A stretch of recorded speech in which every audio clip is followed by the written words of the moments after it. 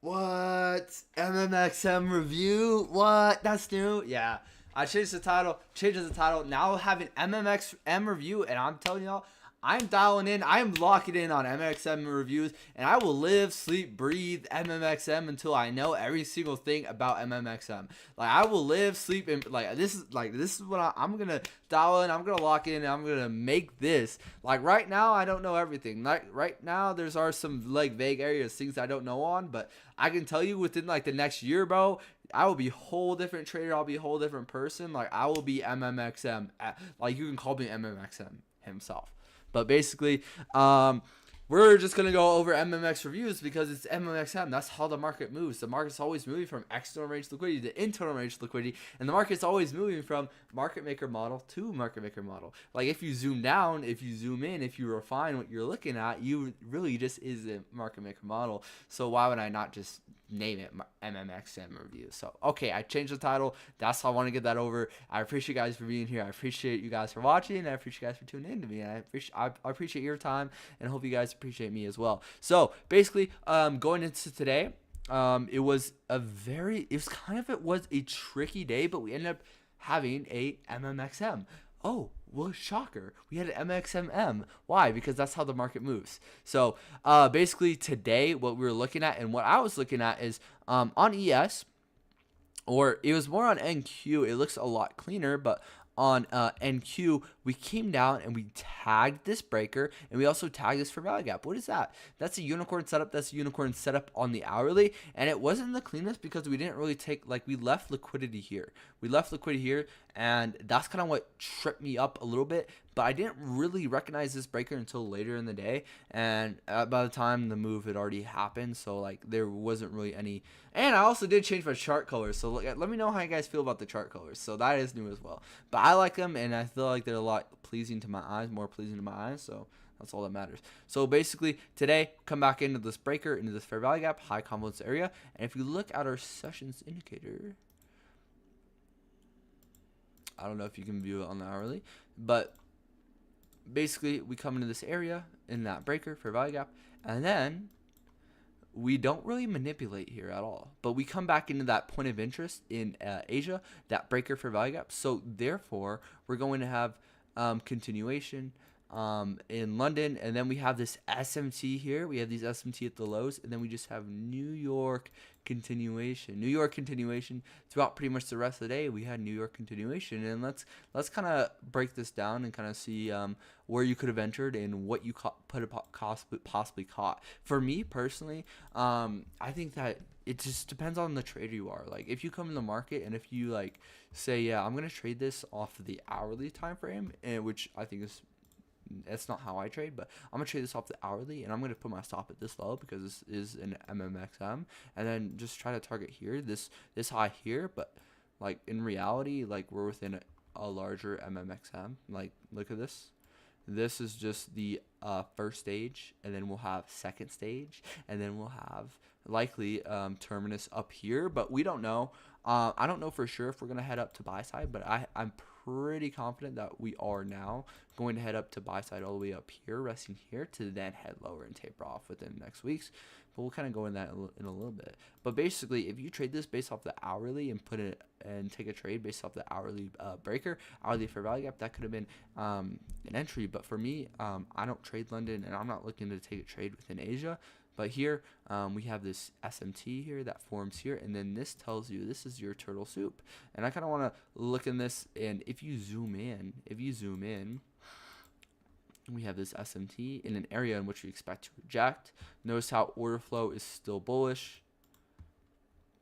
We're still holding bullish PD arrays. We come down into a bullish fair value gap, an area in which we expect to reject. What is this? What is this? What are we doing here? What are we doing here? We also have this inverse. We're coming into internal range liquidity to then head back into external range liquidity. And I think that this would have been a good trade, actually. Oh, my bar's down here. This would have been a good trade. We're going from internal range liquidity to external range liquidity. Notice how the market's always doing one of two things, moving from internal range liquidity to external range liquidity. And I want to pull up something that I drew in just a little bit earlier, and I posted this in the Discord. I mean, it's pretty just me a little schematic, but we're always doing one of two things, going from external range liquidity or internal range liquidity. And what is external range liquidity? If you don't know, if you don't really know what MMXM is, I would look there's plenty of videos on MMXM.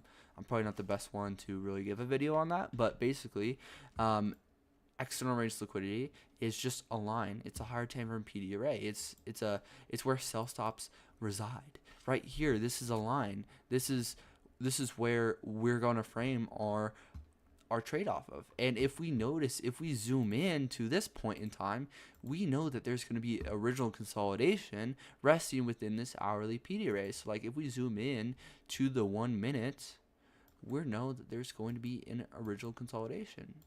Notice this original consolidation. Yeah, it isn't like textbook original consolidation, but we know that there's going to be an original consolidation resting within these PD arrays, because we know that the market maker model starts from an area of original consolidation to then have the first stage, second stage, maybe your low risk entry up here, but it's not always going to be the greatest. And then we come down, and then we have this smart money reversal in our external range liquidity or in our internal range liquidity, usually clarified by an SMT. Usually that's where we see that we usually have an SMT that just adds confluence and makes that reversal a lot more higher probability. Yes, we don't have to see an SMT, but the market usually doesn't reverse without an SMT. So we come within this SMT, we have an SMR, and then this is when you can maybe find your low risk entry. Then they have your first stage, and then have that second stage silver bullet back into internal range liquidity. Like market's always booking from internal range to external range, or from external range to internal range. And as you can see here, this would have been a good trade setup to take. Me personally, I'm kind of gonna wait for market open, but there's gonna be times when market open and does some stuff that, or you're gonna miss out on moves like this. Like this, it's just how trading works. So just by looking at this in hindsight, which is what I like about these, is that we're able to witness and look at things in hindsight. On this way lower, what are we doing? What are we doing? What are we doing on this way lower? We are generating buy side liquidity. We're having low resistance liquidity to then have a smart money reversal, your low risk entry, that turtle soup, your smart money reversal, to then have, I mean, it's not the cleanest. Well, this technically would be like your first stage. And then we have first stage accumulation, and then our second stage. And then we eventually reach buy side. And notice how even this market maker buy model, because this is a market maker buy model. Then we have first stage, second stage. It's not like the prettiest, because market maker models aren't always the prettiest, which we're gonna learn about more by doing these. And like I'm gonna learn, you're gonna learn, we're all gonna learn. So we have this SMT here at the lows, then we get bought up, and then we go into buy side. And what's good about this is that it's a market maker buy model in an already existing market maker buy model. Like if we zoom out, this is clearly buy side of the curve. This is clearly buy side of the curve. So market maker buy model and an already existing market maker buy model, and that's when you're going to get your best trades, is when you're trading a model inside of a model. If we break this down to the 1 minute, this is a market maker buy model. If we zoom out, this is still a market maker buy model. That's when you're going to get your best trades. Okay, and after we take the draw here, me personally, I wasn't really looking to take much. We take that draw here, and I wanted to see us reject lower back into internal range liquidity. But looking back, we already had the SMT at the lows. We don't need to go back lower. Our NQ had already engaged this breaker, had already engaged this fair value gap. Then we have New York continuation. I was pretty biased on the fact, and you guys, if you guys were in the chart review last night, I really want to see us engage this order block. I want to see this order block get tapped on ES. That's what I really wanted to see. And then I wanted to see us continue this market maker buy model. But the market will not do what you want it to do. The market will do what it is going to do. The market will do whatever it wants. The market will do whatever it pleases. All right, so after that, we're kind of just pushing up here. Let's look at the 950 macro, because I really want to look at the 950 macro and really understand what we're doing within the 950 macro. So 950 macro opens up. It should just push us to the already existing draw and liquidity. We come within here. We have a fair value gap, big displacement off of that news candle. Then we have order block, supports price, and then within this 950 macro, we get bought up into this other buy side level here. Notice where else we were reaching for on NQ.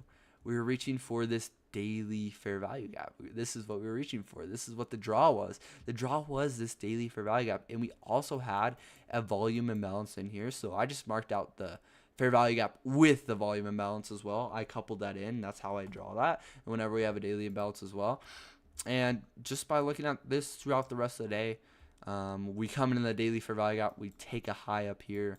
We've taken now buy side resting up here. Just look at the chart. Was there anything here? No, there was absolutely nothing. And I ended up actually taking a small stab at a trade here, and then I ended up taking off, which I ended up taking it off for like a pretty small loss. But this isn't how I traded. But within here, I don't really see much. Maybe on the very, very smaller time frames, you might have been able to catch something. The only thing I might want to point out is maybe this. This is kind of a market maker model. We have low resistance liquidity. We're failing to reverse here. We're back within a 5-minute fair value gap. Or I thought we were. Yeah, right here. 5-minute fair value gap. I don't like this because we're in a daily bearish fair value gap to where I'm not going to long something within me personally. But, okay, low resistance liquidity. Back within that 5-minute fair value gap. We have market structure shift here. Then we create a fair value gap, tap that order block to then get bought up to buy side. This was an internal market maker buy model. Looking back, that 5-minute PD ray was supporting us. If you zoom down, I don't have access and I don't trade the lower time frames. But if you had access to like a 15-second, it would have been very clear that this was a market maker buy model. But basically, where's buy side? Buy side liquidity resting here.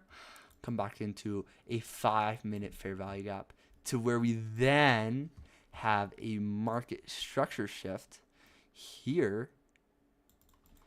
Market structure shift to then have bullish PD arrays. And notice here, old order block. In old order block, what does that do? That supports price. This is a area of old buying that is going to support price on the right side of the curve. Anytime you have order blocks on the left side of the curve, you can drag them out into right side of the curve. So this was a order block we had here, coupled with a fair value gap, coupled with an already existing order block. Anytime that you have an old order block on the left side of the curve, and you could couple that with a fair value gap and order block on right side of the curve, that is very strong. That is very strong. That's what I want to backtest a lot more. And this is kind of just another entry. I'm going to end up screenshotting this and posting this in the Discord because I actually really like this. Buy side of the curve, sell side of the curve. I just think that the narrative wasn't there, but the model was. The model was, in my opinion. Market structure shift. Pull back.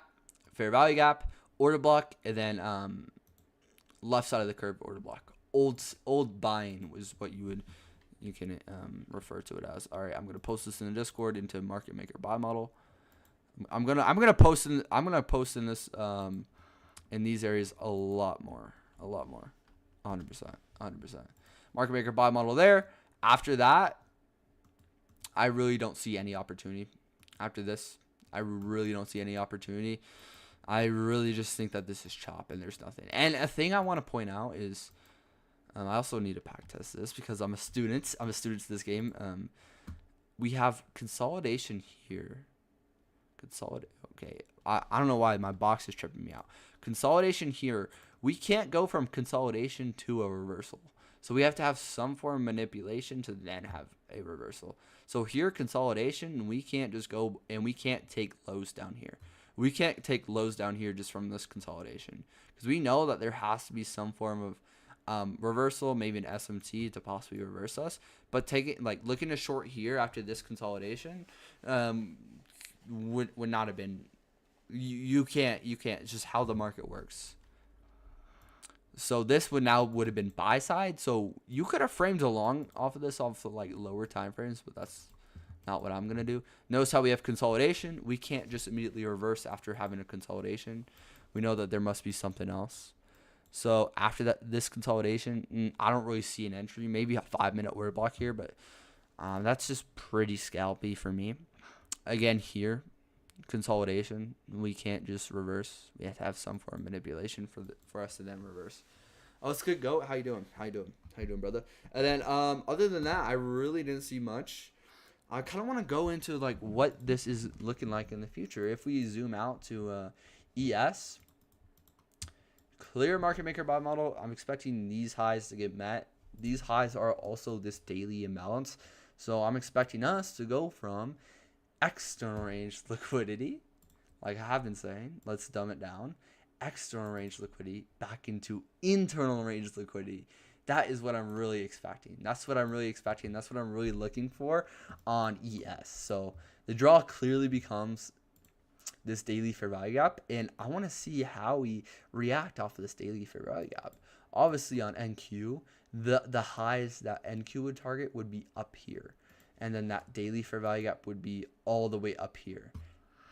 I don't think NQ is going to work its way all the way back up here, so I could see us heading into this daily fair value gap. So this is a very small fair value gap. It's kind of, I don't like it the best. I like to do use bigger fair value gaps, but for draw on liquidity going into tomorrow on ES, my draw on liquidity are these relative equal highs. Obviously, we are so close to taking these highs to where we can probably anticipate us to take them within the Asia and London session. But if we do not take these highs, then this could be a good target for us to. This would be best case scenario for us. Best case scenario. We come down into internal range liquidity, such as here, and then we are able to frame an internal range liquidity to external range liquidity market maker model. That would be the best case scenario for us. Do you only trade ES and NQ? Yes, sir. Only NQ and ES, because there's really no other need to like look at like. Even I'm not a fan of stocks, because like even if I'm looking at stocks, bro, I'm looking at like 8 different stocks. Like I only need 2, and I only should worry about 2, and it just makes it makes the most sense for me. And like I know that there's multiple ways to trade. Like there's thousands of ways to trade, to where you just need to find what works for you. That's all you need. All you need is to find what works for you. Let's look at DXY. If we look at DXY, this is exactly what I was looking for. We're coming back within this weekly fair value gap, and then I want to see us go from this weekly fair value gap back into external range liquidity. This is all I'm probably gonna say for the next like 5 years is internal range liquidity to external range liquidity. This is what I'm looking for to then have buy side of the curve here. Kind of had sell side of the curve here internally, sell side of the curve back within this daily fair value gap, back within this weekly imbalance. So this is an area in which I can expect to reject. So it kind of depends. We can refer all the way back down to this fair value gap here. Also this order block, which is kind of what I'm anticipating. I'm anticipating for us to do something like this on DXY, to where we might hang around with it in here for like a few days to then do something like this. This is what I'm looking for. We can reject off of this fair value gap, but I'm really expecting us to dig deeper within this fair value gap, within this order block. And I feel like that would be the higher probability area of us rejecting off of. But yeah, that's what I'm looking at for DXY. In terms of YM, let's also look at YM, see what YM is doing. YM looks like we could be reaching for this order block here. Order block, sorry. We have now taken liquidity here. We have taken these lows down here. We're now causing reaction off of this daily fair value gap. So I'm looking to see us possibly head up into this order block. We don't have any really daily imbalances. I'm really looking at this 4-hour imbalance on YM, but I don't really trade YM. I don't use it that much, but this is kind of just what I'm looking for. I'm expecting these equal highs within this 4-hour imbalance to definitely get met. And notice how we do have a very clean level here. This is a very clean level on YM, so I'm expecting us to definitely draw up into here. Like, this is just very clean. This is just very clean. Very clean in my opinion, so I'm expecting us to come back up within there. We also have this 4-hour fair value gap where we could reject off of, or this could be a speed bump in price. However, look at this, and tell me this is not a market maker buy model. Sell side of the curve, buy side of the curve. We have an old order block on the left side of the curve. I would now want to see us maybe come back within here, cause a reaction off of this, and then get bought up again. But this is looking like market structure shift on the 4-hour, change in steady delivery on the 4-hour, and I'm expecting this market maker model to play out within the upcoming weeks. This now looks clear, and this is where I am shifting my bias to. So I'm pretty bullish, and that is just my bias short term for us to then get bought up to, especially on NQ and ES. I want to see us come back within these daily imbalances to then shift back to maybe external range liquidity. Do you consider hourly open high-low close like the 10 a.m. open? I haven't really backtested. I haven't really I don't have too much information off of the 1-hour open high-low closes, but I definitely will always be learning and always be a student, so that's something that I might consider going on with the future. Do you think it's going to reject after taking that ES and NQ highs? Yeah. This would be an area in which, if you're bearish, you would expect to reject off of. We have a daily fair value gap. We also would be taking this high here. So we got to be careful because ES can come up and take these highs here and then could reject to the downside. So NQ and YM look like we could work our way up, but ES is looking like we could take this and then we could reject. So notice that on NQ, we can completely come up and take these highs here. Also on YM, we can come up. It has to be over here. I don't get that. How it has to be on this side of the chart for it to process. But yeah, YM and NQ look like we can come up and looks like we want to go into areas like this. But ES, it looks like we're already there. So therefore, we can form SMT here after we take this to then frame some form of sell model. But I'm still going to be bullish. I'm still going to kind of be bullish. But it all depends. DXY, short-term bearish. So that would go well with that bullish bias, supporting that NQ gets bought up to this original consolidation. Here. So that this is what I'm looking for. Original consolidation. And I'm looking for this to be the draw. This is where my eyes are at. Clear original consolidation. Clear buy side. Also wrestled within this daily fair value gap. Why did the markets move? Hunt to equilibrium. Rebalance to inefficiencies. And also, rebalance to equilibrium. Rebalance to inefficiencies. And also to hunt liquidity. So we would be doing all those within here.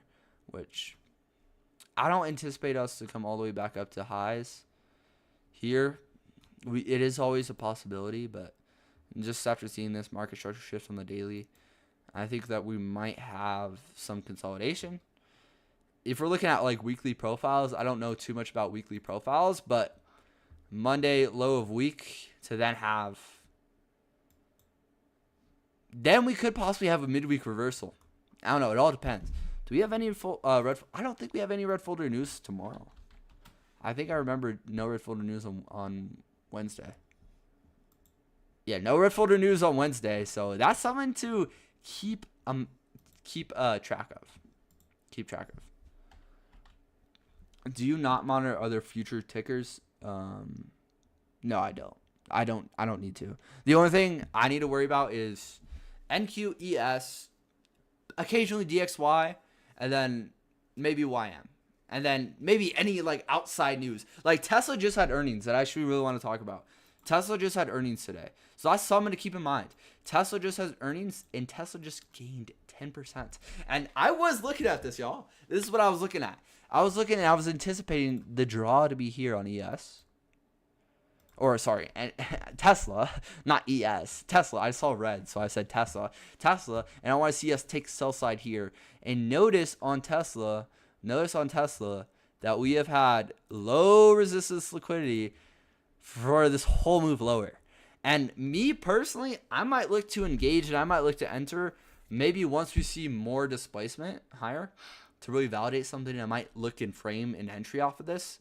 But after seeing this 10% after earnings, this could possibly be the start of buy side of this curve. But I think right now it's just a little bit too early. I think we need to see a lot more to validate us going to back to new highs. But I might look to engage within Tesla because I don't know. Me personally, I kind of like Tesla. I kind of mess with the brand Tesla and I kind of like it. So it would make sense for me to invest in that. But I don't know about you guys. How long have you been trading SMC concepts? I would say for around like 3 months, honestly, not too long, but like I'm locked in, I'm fully dialed in, and like I can tell y'all within this next year, well, I've known about them for longer, but I would say like actually putting them into practice, because I'll say this about anything, and like I'll use this analogy with anything. Like you can say you've been doing something for like, oh, I've been trading for a year, but if you show up and if you are building bad habits, if you're like not looking for the right things, if you're constantly changing what you're looking for, are you really trading for a year? But no, I've been dialed in. I've been locked in. Only 3 months. It's only been 3 months. Only been like here. We'll look at a video. We'll look at. I don't know. I always bring up reference my YouTube, because this is like it's a nice clear indication. We'll go to Sut Trades. Sut Trades Holy Grail. So we'll go to YouTube. I will say the first time I post a live stream where I said live trading ES. Yeah. 2 months. Even here, I'm trading with VWAP.